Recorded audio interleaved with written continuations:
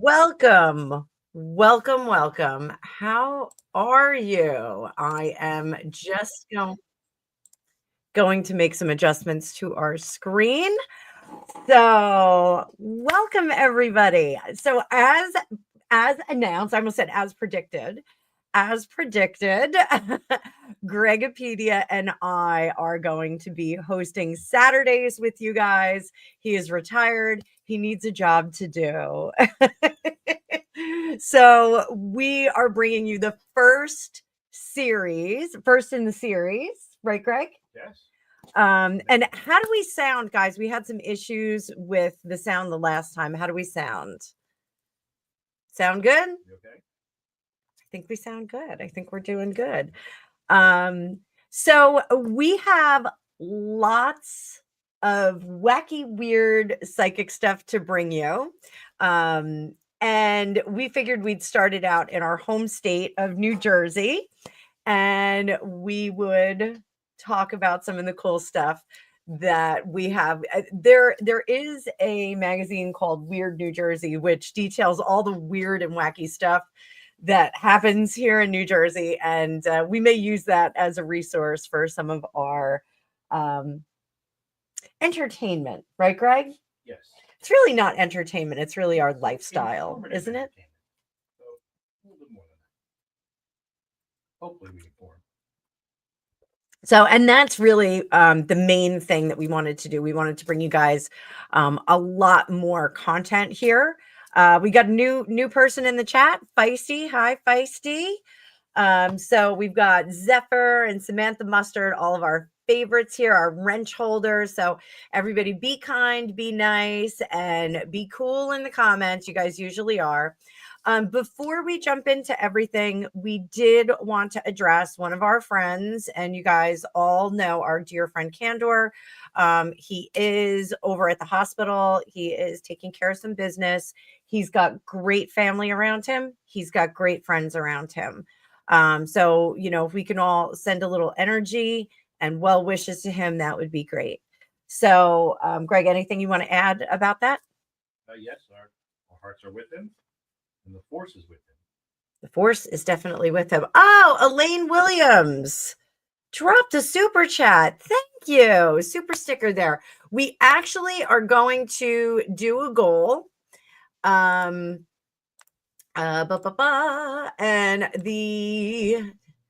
we'll do 20 super chats of $5, and we'll set a timer for 1 hour on this, and we will do an ask me anything. Greg and I will do ask me anything session with Annabelle. Oh, I spelled my name wrong. And Greg. So if we hit that goal today, we will do an ask me anything. So with everything that's going on with our friend Candor, what we want to do is we really want to have some positivity, have some fun here. We're not forgetting about him. We don't want you to think that. But we Annabis, did I write Annabis? Are you half dog? Annabis, I like that. Maybe that's a good Halloween costume for me. Yeah, no, I don't want anybody to think that we're, being insensitive to the things that are going on with our friends. But we do Samantha, that's funny. We do want to entertain and have some fun while we wait to get more information. So everybody, we're so glad that you're here. And Gregory, why don't we kick this off with your experiences as a New Jerseyan with the Jersey Devil? Why don't you tell some stories that you knew when you were a child? I didn't prepare. Yeah, mine started. I think I did it when we did our live the other day. It was it's funny. The story always comes from a cousin. Cousin who had this little weird. I don't know. I don't know if Weird New Jersey was out back then, but it was like sometime in like 1974. I was like 4 years old, and I remember seeing the picture of this thing, and he told me about the Jersey Devil, what it did, how it's always out there, all over it, it's all over the place, and didn't know what a Pine Barren was or that stuff. But yeah, it's kind of like a ghost. It's a local ghost story that everyone liked to spread around. Like, so now your origin story was a little bit different from mine. yeah. Yeah. So what was the subtle difference? Oh, they said you're hard to hear, Greg. Can you put your headphones on and get that microphone a little closer to your mouth? Is that a little bit better? More monitor. I think you're okay.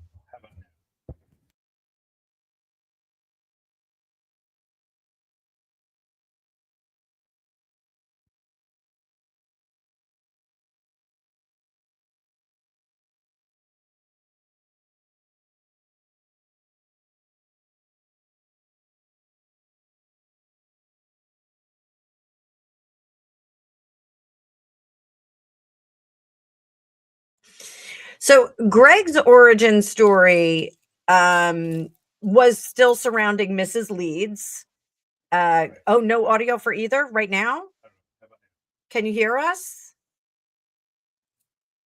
Can you guys hear us?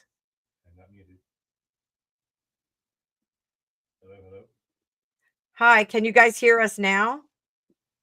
I'm back. Okay. Hi, Mel. Am I back? Check your microphone down at the bottom. Make sure that it didn't go in and out. They can hear me. Okay. You hear Anna, but you don't hear me? If you have to come over, you can come over. Greg's quiet. Yeah, I think it's because your receptor is down. Why don't you turn that up a little? All right. So Greg's version of the Jersey Devil story, it starts with Mrs. Leeds. Both of us are familiar with Mrs. Leeds. She is the alleged mother of the Jersey Devil. Mrs. Leeds, when she found out she was pregnant in Greg's story with her 13th child, stated, "Then let it be the devil." She forgot the statement, and when the child was born, it came out this perfect, beautiful baby boy. And then it morphed into this nightmarish beast and proceeded to take everyone in the house off the earth plane, including all of its siblings, the midwives, the mother, the father, everybody. But one of the midwives made it out. So one of the midwives made it out, and the cursed child beast flew up the chimney and into the Pine Barrens, where it lives to this very day. So in my version, she actually gave birth to the monster, and he had leathery wings and flew out the window, did not take anyone off the earth plane. The whole family talked about it. So that's the story that I know. So I and Gregory prepared a slideshow for you guys too. So let's get to our slideshow. We'll bring up some pictures so you guys can see. Welcome to spooky New Jersey.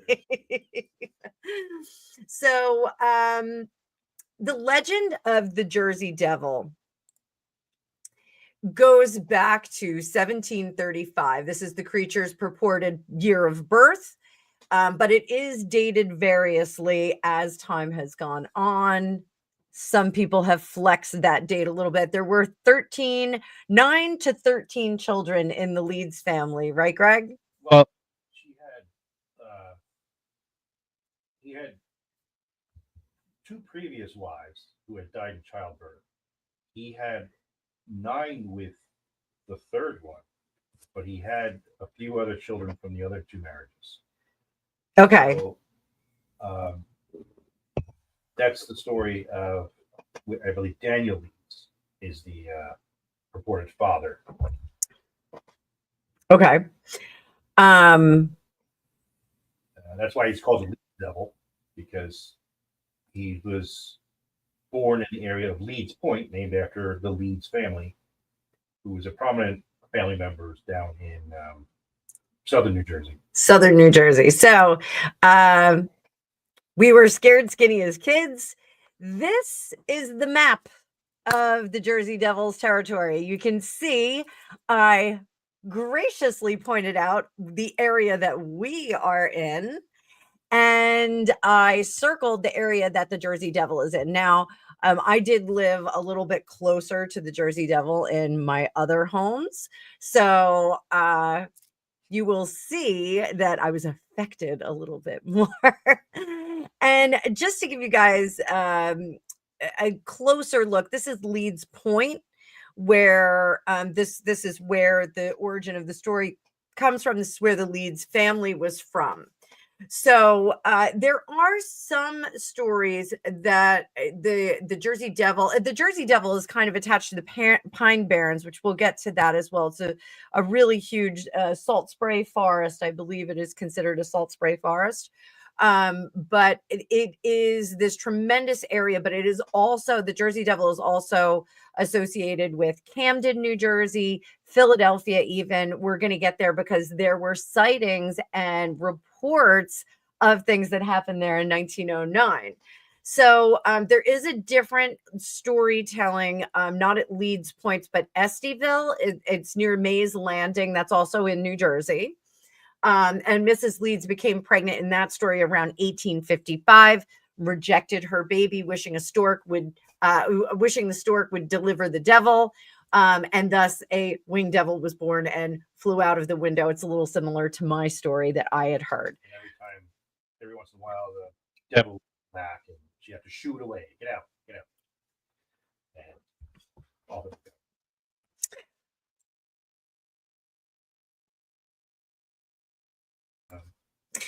So let's talk about what our Jersey Devil looked like a little bit. Oh, well, this is the Leeds home. This is the Leeds home in Leeds Point.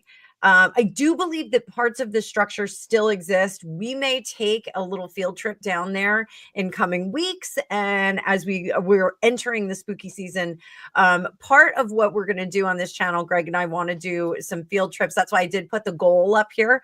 I spoke with our friends, Jonathan and Sandy, they're JT and Sandy, they're paranormal investigators. So we're going to try and coordinate with them for the spooky season and beyond, so that we can bring some more cool stuff to you. One of the things we really want to do for the Super Nat Stat is bring you guys some on the scene kind of stuff. So we want to have some field trips where you're actually on scene with us. So here's Mrs. Leeds. This is an alleged picture of her.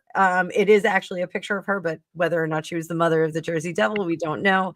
Her death was in 1748. She was born in 1685 in Burlington County, New Jersey. That is down in the deep south of New Jersey. And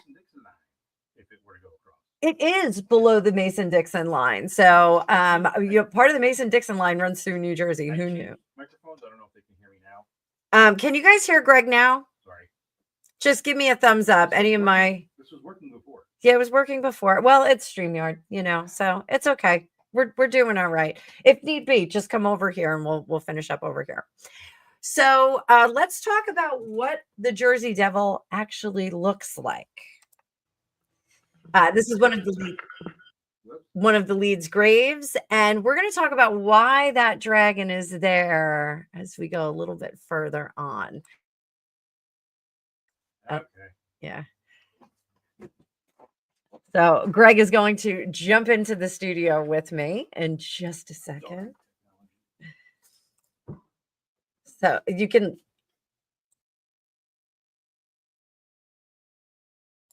All right. So these are some of the depictions of the Jersey Devil.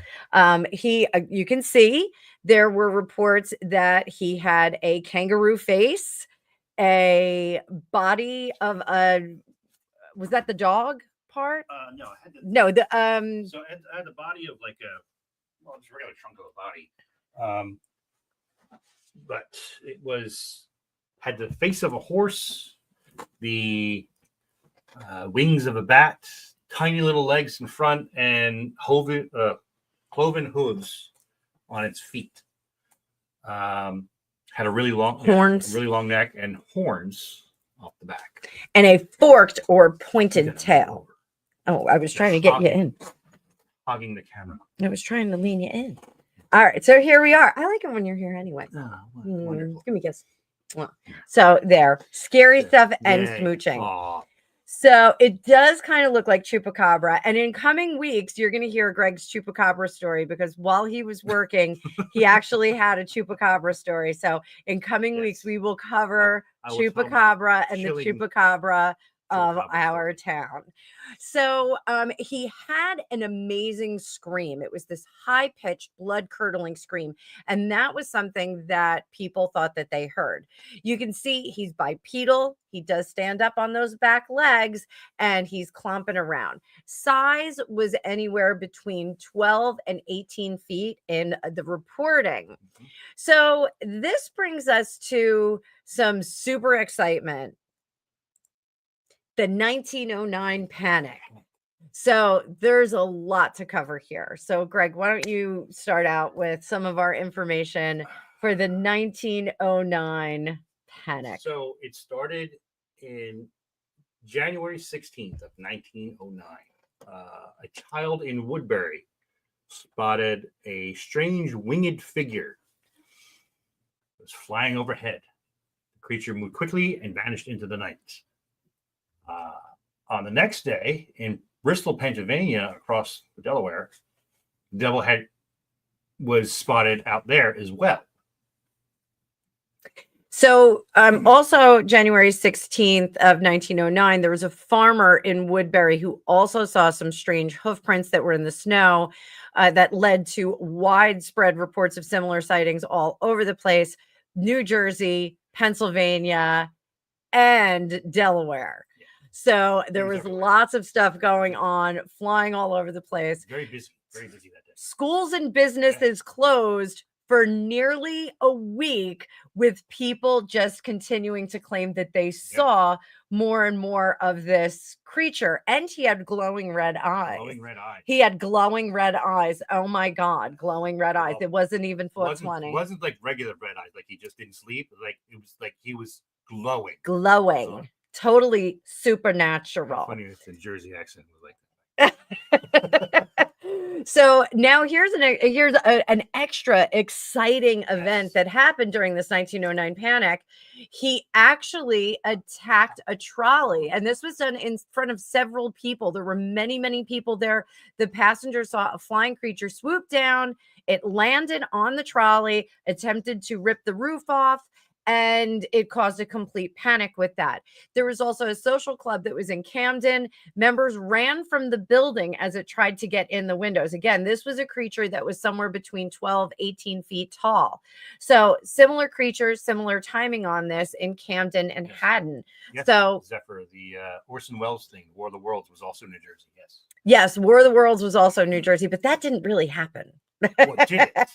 Or did it? So Camden police had responded to both of those calls for the trolley and for the social club. Officers were discharging their weapons, their sidearms. The flying figure, it did nothing. The bullets bounced off it. It was craziness. And we got Carla in the chat. Hi, Carla. Hi, Carla.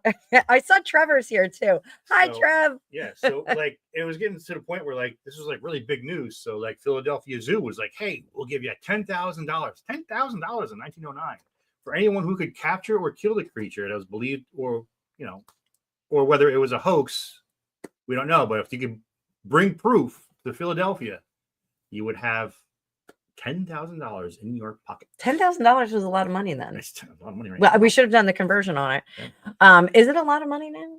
I don't think it is. Well, it was $100,000 is not a lot of money. I wouldn't say no to it. Somebody gave it to me. Okay, well, so and if all I had to do was just shoot something, like, yeah, this is Jersey Devil. I don't think you can say that. Well, I did. So the event lasted through January 23rd, when the drama kind of just petered out and the sightings petered out. 4 days. From the 16th to the 23rd. The 16th or 19th? It was the 16th. I can't do that. Yes, the 16th. I'm not a very good Asian. I'm sorry. Yeah, so this is probably chalked up to a classic case of mass hysteria. Cats and dogs living together. Mass hysteria, super fun thing. If you read The Madness of Crowds talks about the Salem witch trials, how they were a problem with mass hysteria. People just kind of playing into Flower Garden. Thank you. It is $340,000 in today money. Thank you so much for doing that conversion for us. I appreciate that. Flatwood Monster was something different. That was an owl on top of the stone. It was what? Yeah, never mind. Something so I love cryptids, so I'm all into it. So the historical bits of this. So Mrs. Leeds was actually identified as Deborah Leeds, the real life Deborah Leeds, on the grounds that Deborah Leeds' husband, Yaphet Leeds, named the 12 children in the will that he finished in 1736. And it's compatible with the legend. Everything's kind of matches up together. So there was a Leeds woman that did have 12 children in that time frame. So she's probably the mother of the Jersey Devil. They also live in Leeds Point, which is now part of Atlantic City. Everyone knows the Atlantic City. It's crazy cousin to Las Vegas, the not so crazy Yes, cousin it's to the, Las It's Vegas. the Timu Las Vegas of Well, I the would US. say that Atlantic City, it was like the reasonable person who stayed at home after university. And then Mhm. Las Vegas was like the intrepid cousin that went out west. And then Reno is like the cousin who was like, I think I can do that, and followed them and just kind of had like their own little gig out there. So what's the actual thing going on here with the Jersey Devil? Well, there's this guy, historian over at Kean University named Brian Regal. And interestingly enough, Daniel Leeds had his own almanac called the Titans Almanac or the Leeds Almanac. Yes, and I have a picture of that too. So it was a competing manuscript to Franklin's almanac, the Old Farmer's Almanac. Yes.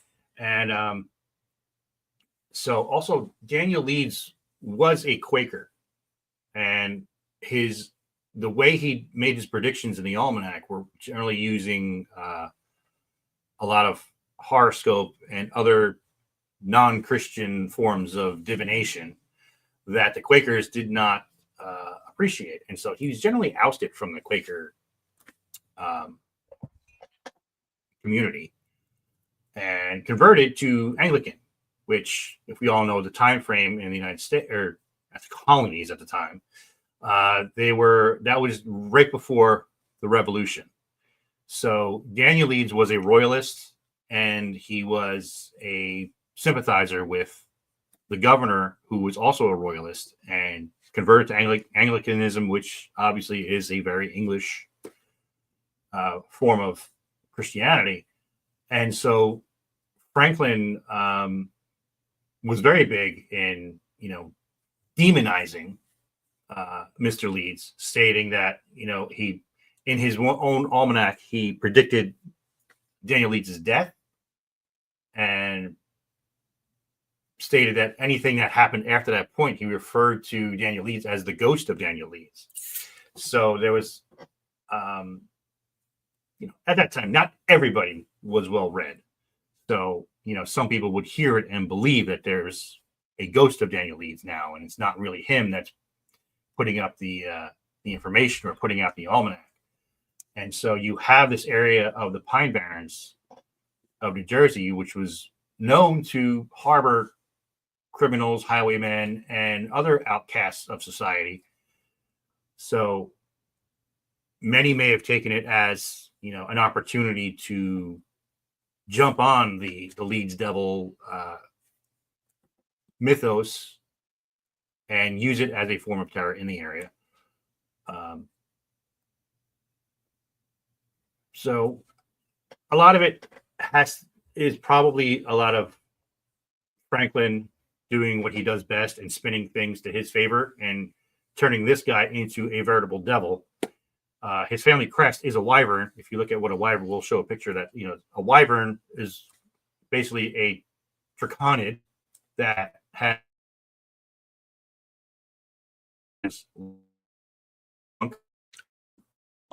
Okay, we just it's very similar to like the whole wrestling. So, and just to be sure, in from 1651 to 1720. So this is pre-revolution here in the United States. So the of being or pro-revolution would have been a hot point subject. And I do think that there was a bit of swaying to one side or the other. And, the Edison Tesla rivalry, I think, does figure into this, but as does the Edgar Allan Poe, Rufus Griswold problem. So Edgar Allan Poe, those of you that don't know, Edgar Allan Poe was a robust writer. He wrote on a lot of different topics, on a lot of different subjects. He had a huge head. He just wasn't a spooky writer. It just wasn't the Telltale Heart and the Cask of Amontillado. Mhm. That's my favorite story. So when he was alive, Rufus Griswold was one of his colleagues, and he had reviewed a body of work of Griswold quite savagely. Now, in his mind, in Poe's mind, he had reviewed this with just a clear kind of vision and a clear look at what had happened. So, or what he had written. And he left all of his work in the care of Rufus Griswold, who then, upon the death of Poe, proceeded to vilify him. That's why we know the stories of Poe having substance abuse problems, that kind of issue, and writing all of these really creepy stories. Those were the ones that were promoted. The image that we see of Edgar Allan Poe, the common image that you see, was actually one that was pulled from a body of other images that he looked much more robust, healthy, not quite the mess that he looked very gaunt and spooky in that. So the funny thing about the Poe and Griswold situation is that Griswold, by his own folly, turned Poe into a madman of dark and gothic macabre literature. And now, who the hell is Griswold? Nobody knows who he is.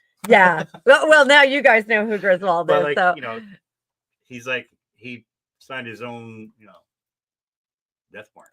So here we go with our the Wyvern versus the Jersey Devil. So the image that we're showing you on the left is the wood sketch, the wood carving, or it wasn't a woodcut, was it? It looks like a woodcut. Was it a woodcut? Looks like a woodcut. How much wood could a woodcut cut?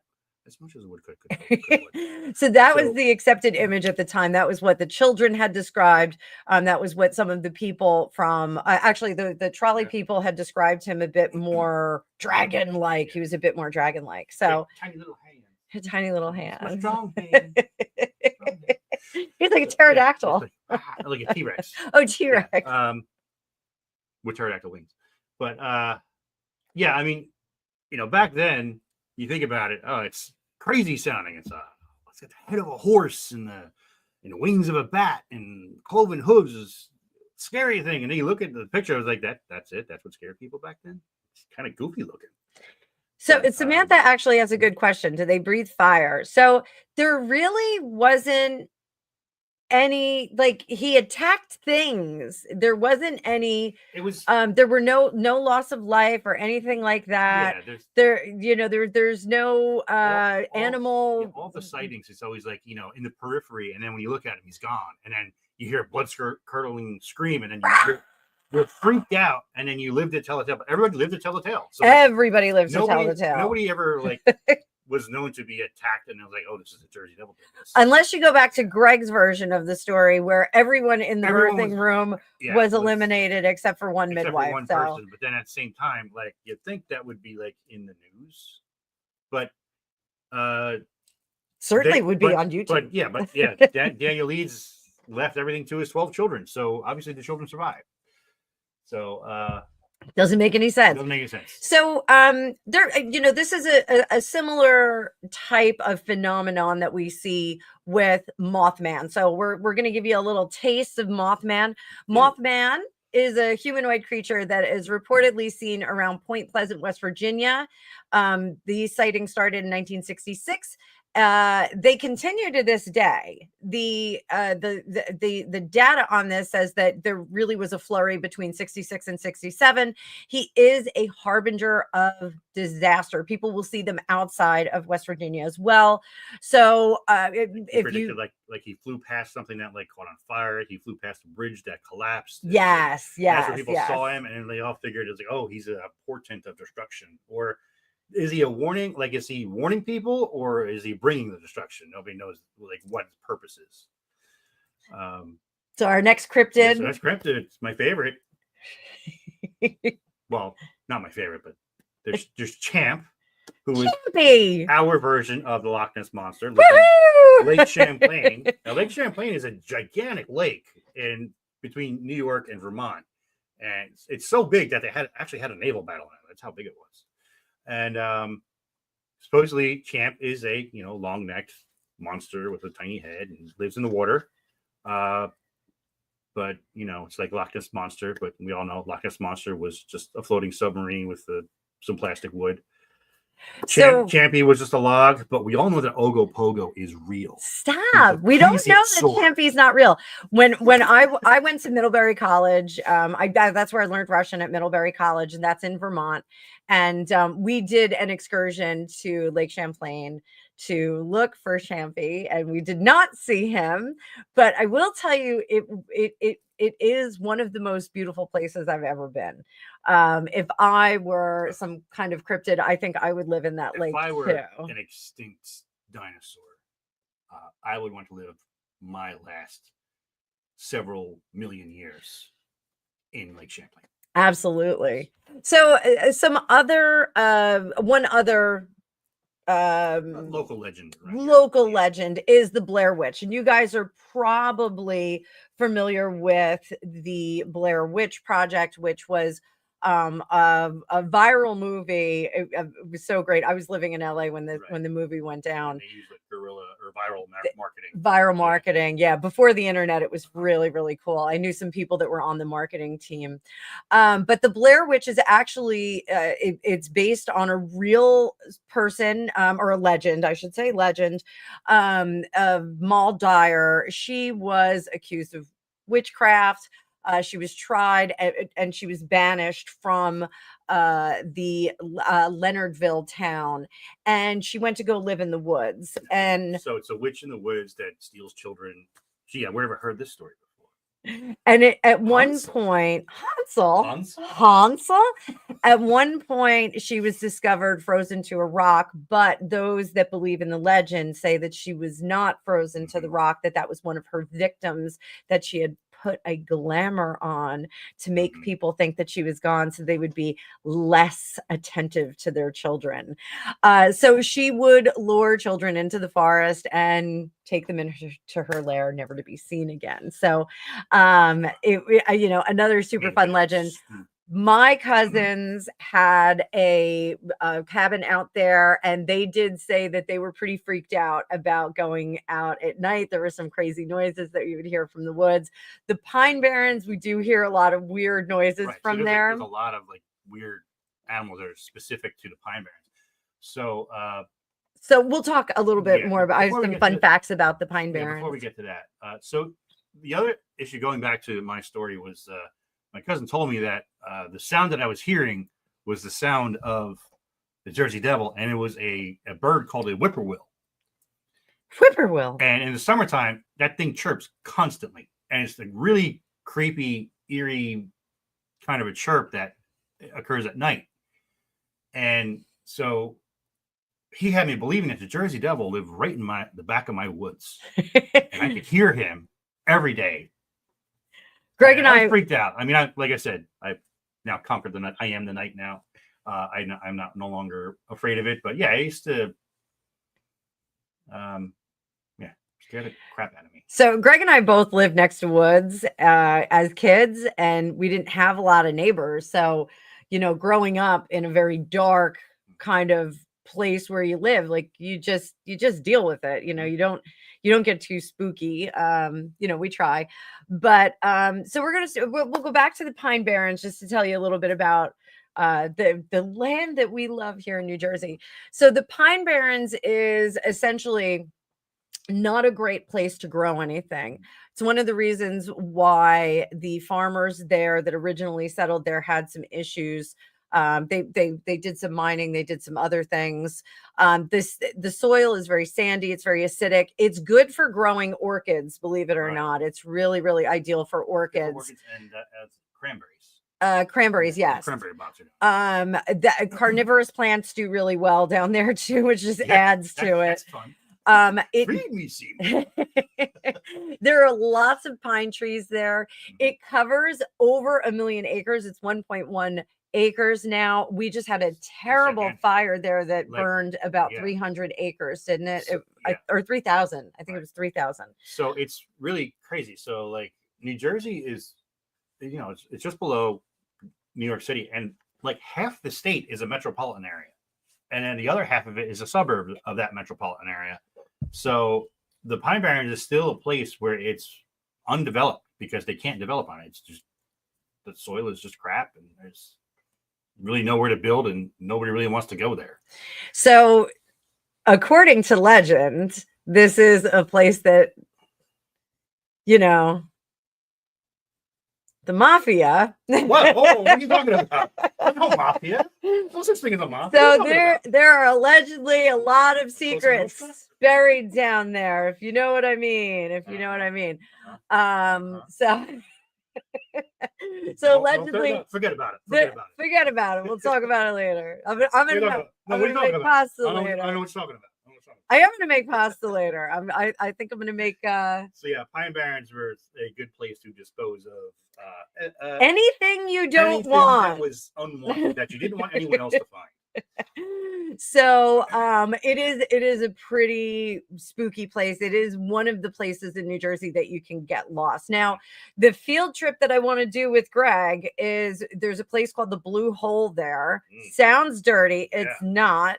It's a mysterious pool of water that is rumored to be bottomless and haunted by the Jersey Devil. So I just have to take a second. The Blair Witch is out of Maryland. My cousins lived their house was their cabin was down in Maryland. So yes, you're correct. Actually, the Blair Witch wasn't actually real. It was a made up story, but it was based off of a old wives' tale of that woman that was. So with the witches, they always come for the witches. I don't get it. So, I went forward. No, actually, the Hampton Furnace is really important. Right. So because there was not a lot of farming there, the Hampton Furnace was an industrial site there. They were smelting and making all kinds of stuff because they could not farm there. So it was one of the things that was far away from town. You will sometimes, if you go out to the Pine Barrens, you'll find little houses here and there, like little shacks and foundations and things like that. Double Trouble State Park is there. There are a number of other parks there that you can jump into and camp out. But Double Trouble State Park features a restored village that was once a cranberry and lumber production center. There are historical buildings there. If we go to the Blue Hole, we will take some pictures of that or live stream from it, providing the spirits don't interfere with our Wi-Fi. So super exciting stuff here. So what else do we have? Why do we dream of monsters? Why do we talk about monsters? And what are you doing? Oh, okay. There you go. All right. So why do we dream about monsters? What is it about monsters coming into our daily conversation or local lore? What is that all about? What I find about monsters, I think they're the most interesting people. I think they're real. Yeah. I think they're a way to manifest our fears and to conquer our fears by. No, really? Wow. Okay, fine. Monsters are real. It's all real. No, I do think that there are some creatures that have escaped our detection. So, what is the Jersey Devil? We don't know. It's a story. What could it be? Well, the other possible things that it could be is that at the time, there's a lot of charlatans, and there's a story that they dressed up a kangaroo to look like the Jersey Devil. They put horns on it, and you can't see the string, right? And they'd have some kid poking it with a stick behind the cage, so it would rattle around and be all nasty. I think people from New Jersey, they don't know what a kangaroo looks like, because they've never seen anything like it. It's only down in Australia. It's the opposite end of the world with the drop bears. It's drop bears. So it's a crazy look. I would love a drop bear. Those things, So it was you look at a kangaroo, if you've never seen one before, it's a crazy looking thing. What else could it be? A lot of people state that it could be mistaken for a sandhill crane. Sandhill crane is a very large crane that generally flourishes up in Canada and Midwest of the United States, but it does migrate down to Florida and Texas. Now, it's not really in the flight path of New Jersey, but if one or two had gotten lost on their way down and ended up in the Pine Barrens for a drink or whatever. It is a nice quiet area to come down, and they are cranes. They do love fresh water, and that's where you come down. It looks like a very inviting place, and the sandhill crane is very tall, long legs, big ass wings, a long neck, a long face. But if you're not used to seeing your crane, you wouldn't know what it was. And like I said, back then people weren't really all that educated and didn't have the interweb. Didn't know what it was. Like never saw it before. A lot of people say it was a hammerhead bat that was like a pet that was went loose. I mean, could it be? Yeah, if you look at the hammerhead bat, it looks exactly like what they're describing in the Jersey Devil. But is it like you have to take something out of its natural environment to put it in there to make the story work?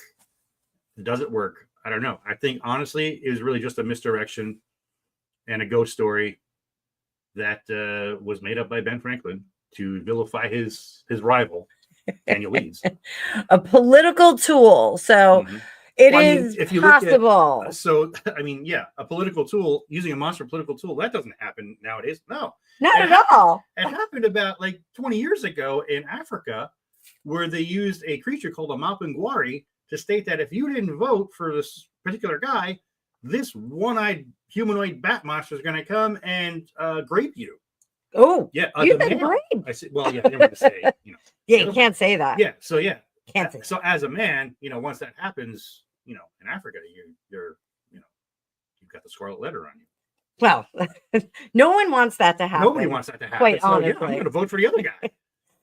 So guys, yeah, we hope that you enjoyed this. We're going to tinker with the format, and we're going to try and get these microphones to work. Maybe when I get into my office, they'll work a little bit better, because it'll be like Greg's in a remote location. I don't know what the problem is with the mics, but we really wanted to bring some fun stuff to you. So, and we'll have pictures and fun stories, and we'll bring our own stuff.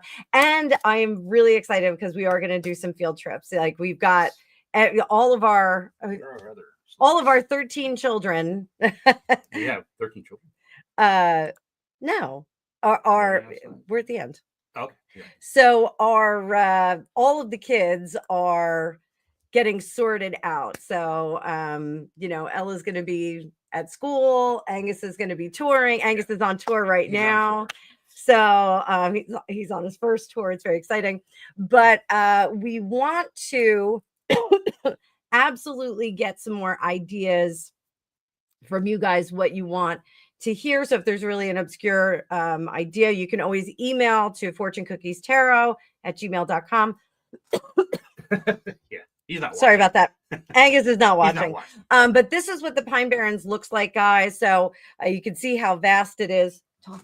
Yeah, it's a big, large wooded area of pine trees. It just goes on forever, Yeah. forever and ever and ever. So next week, we're going to bring cursed objects into the mix. The Hope Diamond.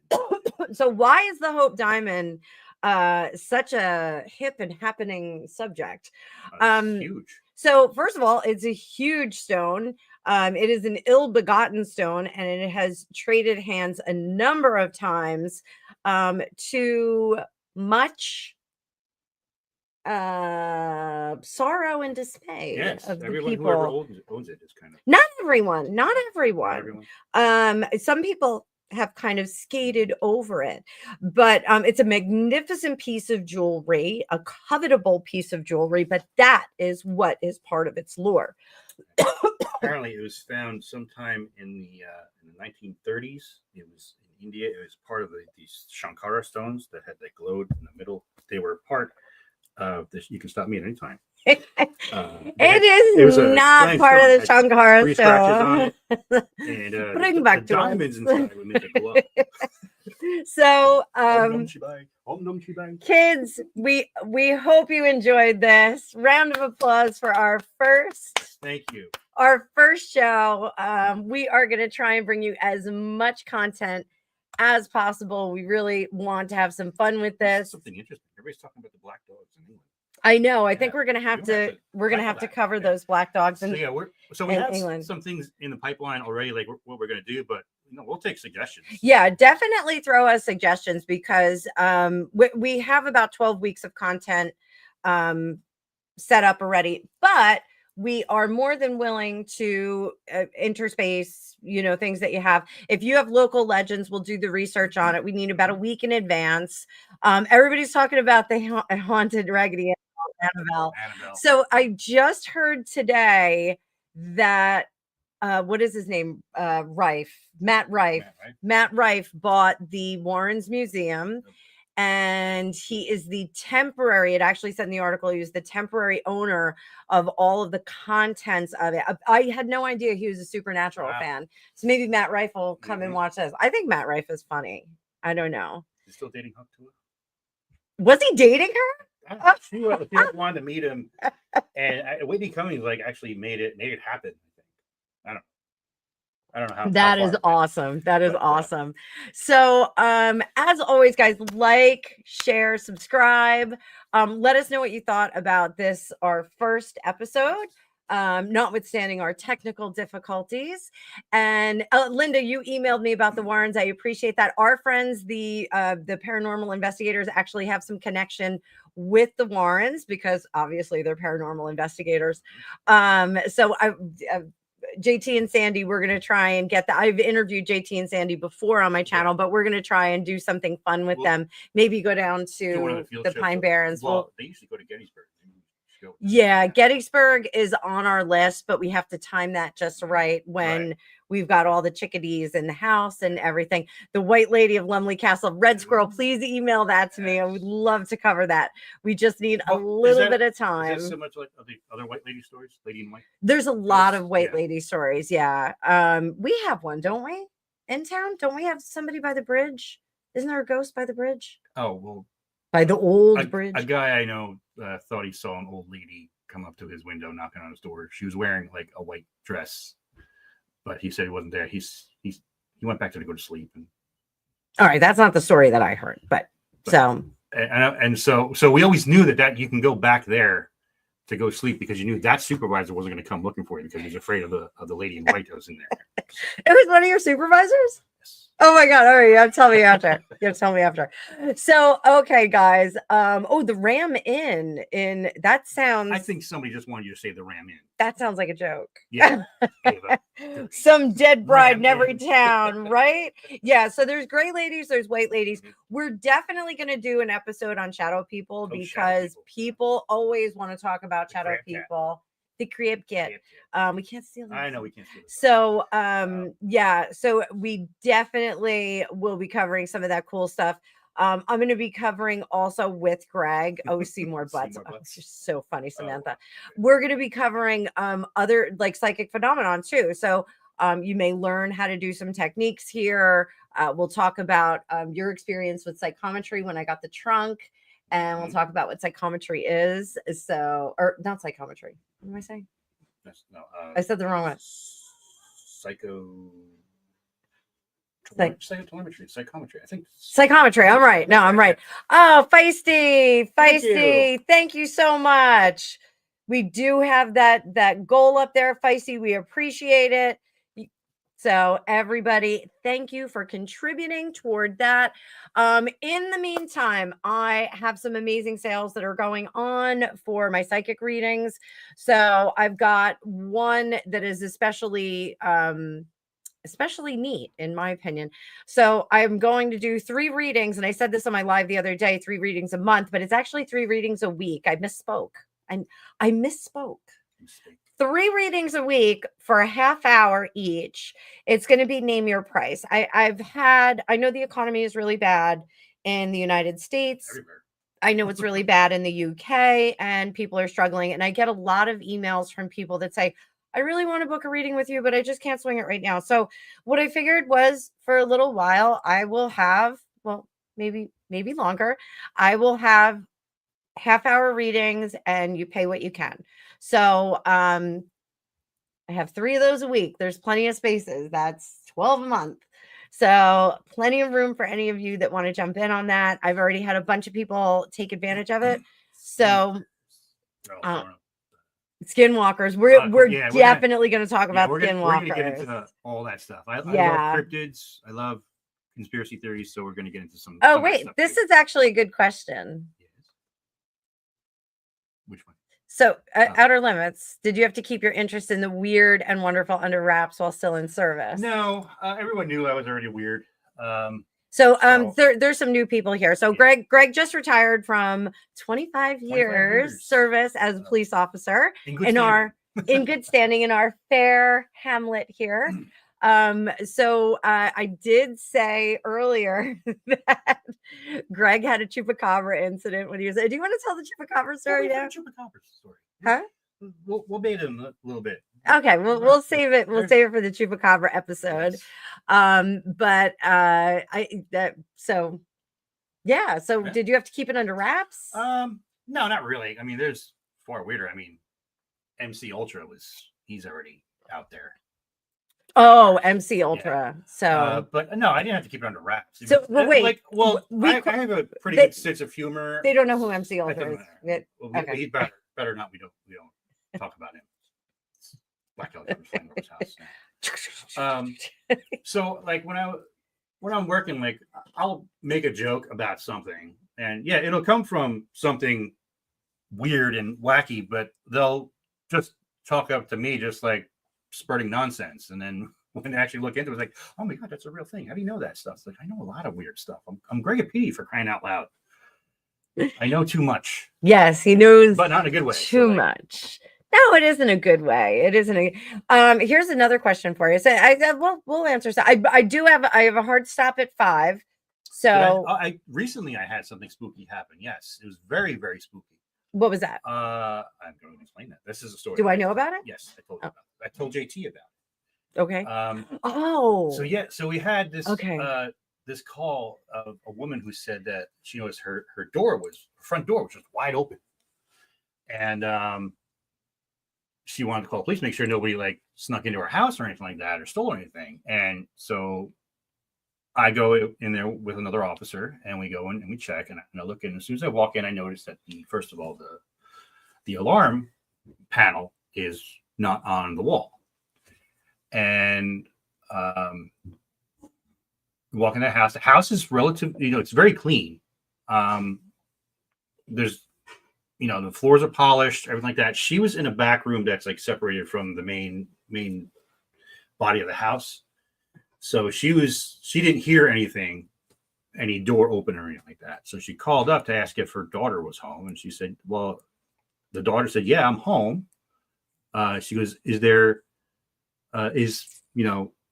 brother home? And she's like, I don't know if he's home. I think he may have just left. He went to go do a gig. He's DJing somewhere. So it was like around 9:00 at night. And so, all right, well, if you want, we can look around the house. So she's like, yeah, please do. So we look around the house, and we go upstairs. We go first, we check the upstairs first. So we check the upstairs. We notice that there's a bunch of piles of clothes, and no possible way a human could stack clothes like that. But no, there were piles of clothes in the woman's bedroom. And we're like, okay, that's kind of weird. And then we check all the other rooms. All the rooms are clean. Like the house is spotless. It's crazy. So we go downstairs. We check the main floor. Just overlook it, and then we go down to the basement.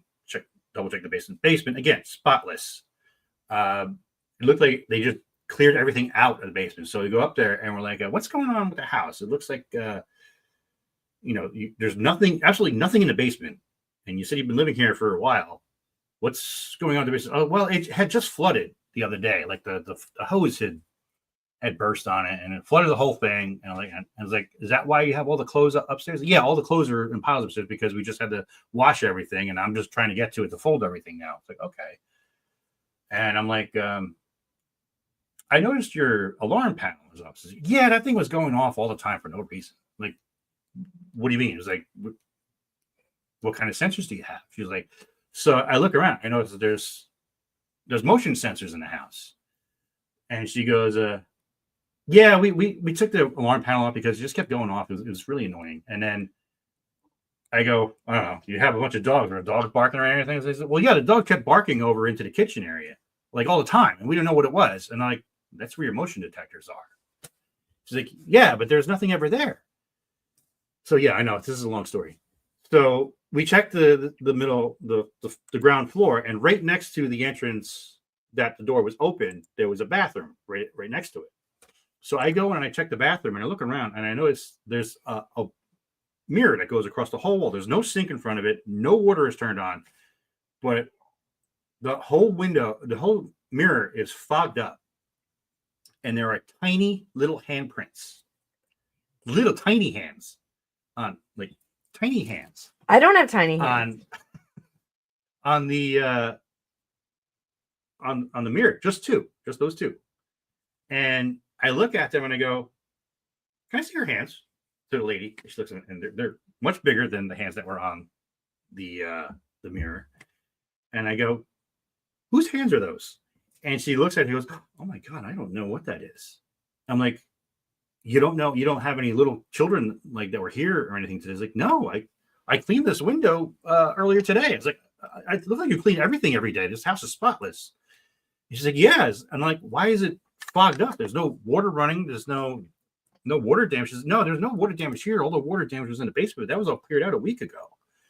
And I know how to do the tiny feet on that too. So when Greg called me after the call, so I'm looking at it and she goes, well, wait a minute, what do you think it is? I was like, well, you're telling me, so there's tiny little handprints that don't belong to anybody. That's too high for a kid to go up and just come into your house, slap two hands up, and then run out of your house. Your daughter didn't hear anybody come in or out. You didn't hear anybody come in or out. Your dogs didn't bark at anything coming in or out. You took down your motion detectors because they kept going off. Your dog kept barking at nothing.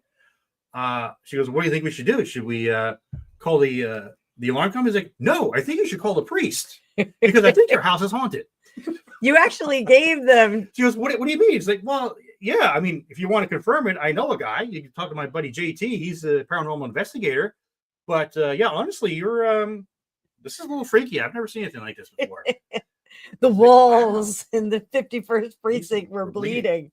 So yeah, Greg actually, and all of their calls are recorded. So he tells me, I go, well, how big were the hands? And he goes, like the size of a 2-year-old. I'm like, that's really weird. And I go, wait a minute. And he goes, I gave him JT's number. I told him to contact JT. And I go, wait a minute. Was your camera on? Was this recording? He goes, oh yeah, I'm retiring. I don't care. So it was kind of neat. That was over by my old house. Somebody asked, I think Feisty asked how old was the house. That was one of the condos. They were it was a so it was in the 60s, 60s. 70, I think it was. Late 60s. Actually, yeah, that was on the main drag. Yeah. So that's probably the first one. So you're probably 1960 something. Yeah. So yeah, fun right around the corner. Yeah. So one of the things that Greg is going to be doing during his retirement is he's going to be writing a paranormal police story, and it's going to be based on our town. Supernatural noir. So we have supernatural noir, like that. We have we were going to write it together, and then we realized that we have very different writing styles. So it'll be much easier if he does it. But I know the story. It's actually going to be a really, really great story. What did she say? It was a drop bear. Drop bear. There's no claws on it. There. Samantha says there's a drop bear. So Greg is going to be producing this novel. And it's likely to be several books. So I may write a supplement a la like the short life of Bree Tanner. Shared universe. I may add into that, but our paranormal investigations is going to, or not investigations, our research into it. It's going to contribute to the book. So there's a lot of weird stuff. We had a Nike base here. Our protection from spirit realm. We have she has a bunch of crystals and salt. Oh yeah, I do my protection rituals every day. Do you want to tell them about how I messed up the GPS on the house? that after we moved in, no one could find the house no on one could find the house GPS. because it kept switching between where we lived and the town next to us. So when I move into a property, I do a circle around the whole house and I clean the whole area that is in the inside that circle. And I refresh that circle all the time. I usually do a salt circle and burn some sage around every turn of the season. Greg and I do have a season starter fire in one of our 3 fire pits. We have 3 now. No, we have 2. We only have the 2. No, we have 3. We have 3? We have 3. We have 3 now? It's a house of 3 hearts. House of 3 fire pits, hearts. So I will go out there and throw some sage in there. But every day I do my protection rituals around the house because I'm doing this every day. So, but we have lots of spirit activity in the house. We have a friend who visits often. He will likely be here tonight. We've invited him tonight. How about that? No, we didn't have a seance or anything like that, but so we have a friend who does visit very, very frequently. It'll be published under my name, Outer Limits. Under your own name? Yeah. Yes. Gregopedia. Yes. So yeah, again, Feisty, send me an email, fortunecookiestarot@gmail.com. Easy email. And we will do that. One of the things I wanted to do this year, but we did not because we had the kittens and I have this injury on my back. I was going to plant a medicinal garden. I was going to have some fun with that. That will be coming probably next spring. I'll be cleaning everything out this fall and then we'll be doing it next spring. So I'll have all kinds of tools in the garden, some herbs and spices that we can tap into. Oh, thank you, Samantha. Thank you for dropping that email. So yeah, it's in my it's in the bio on my page as well. So on my channel, so you guys can grab that. But email any ideas that you want. We are game for different things. We've got lots of cool stuff that we're going to talk about next week. Hope Diamond. So we will have some fun with that. But guys, I'm going to wrap it up. We're both going to wrap it up. How did we do for our first show? Hope Diamond. That was a stripper. Oh, so, yeah, we should name one of the chickens that. Yeah. So our friend Chris, who passed away, wanted us to get chickens, and he was going to name it. What was his name?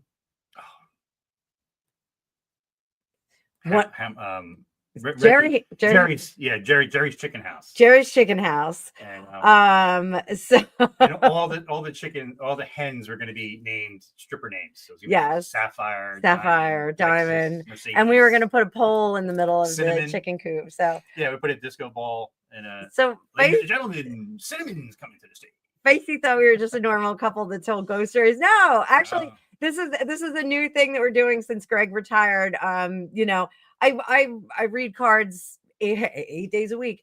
So we thought that this would be fun. It was something that we could do together and we could research all kinds of fun stuff. Vicey says Bambi.